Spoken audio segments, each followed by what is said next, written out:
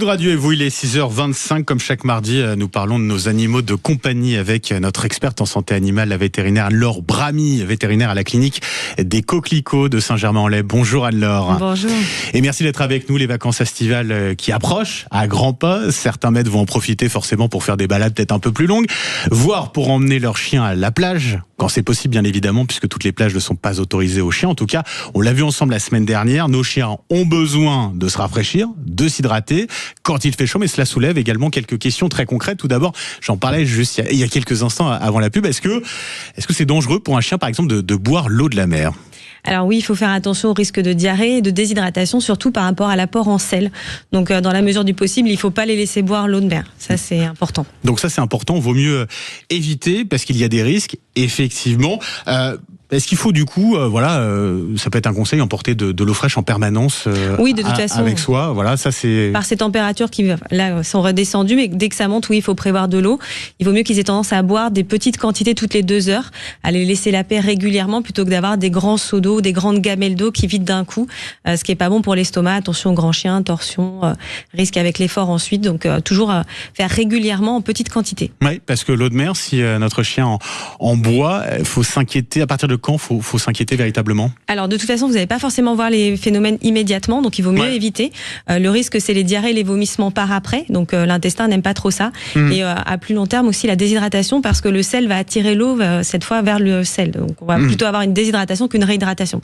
Donc vraiment, on évite et plutôt de l'eau douce. Et puis alors les chiens qui veulent se rafraîchir, on a beaucoup qui terminent à l'eau, alors que ce soit dans la mer ou alors dans des plans d'eau, dans des rivières. Il y a des précautions tout de même à prendre dans ces cas-là ? Oui, alors pour un animal qui aime aller nager, donc il faut faire attention aux oreilles, aux yeux, risque de conjonctivite, d'otite. Donc plutôt essuyer les oreilles de votre animal dès qu'il sort de l'eau. Et pour les yeux, vous pouvez utiliser un sérum physiologique comme pour les bébés, sans conservateur, c'est très bien pour rincer les yeux.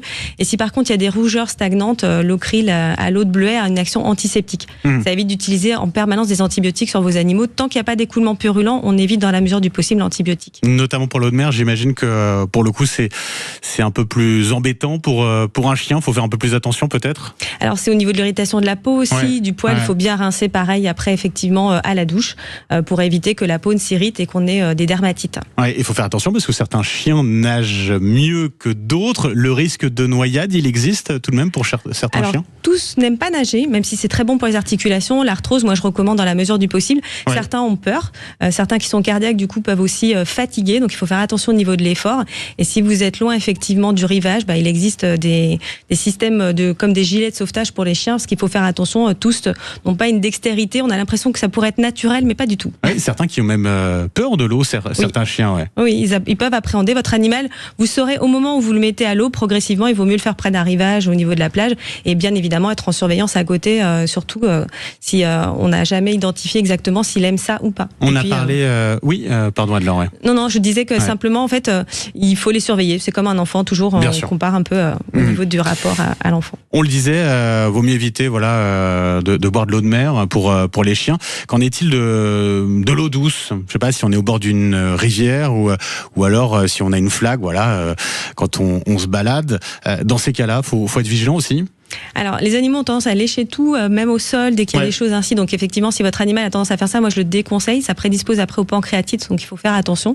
Après, pour tout ce qui est eau stagnante, dans un espace type lac ou eau stagnante un peu plus important, il faut faire attention au risque de leptospirose et au moment où il y a beaucoup de bactéries. C'est quoi ça exactement ? Expliquez-nous. Alors, la leptospirose, c'est les urines de rat. Donc, c'est une bactérie qui est transmissible à l'homme ou à l'animal, qui touche le rein et qui provoque des douleurs au niveau de la région lombaire et des insuffisances rénales. Donc, ça peut être mortel. L'antibiothérapie fonctionne pas toujours. Donc, il faut vraiment être vigilant et dans la mesure du possible, éviter que l'animal ne boive en dehors de sa gamelle ou de ce que vous pourriez lui apporter vous-même et connaître l'identité.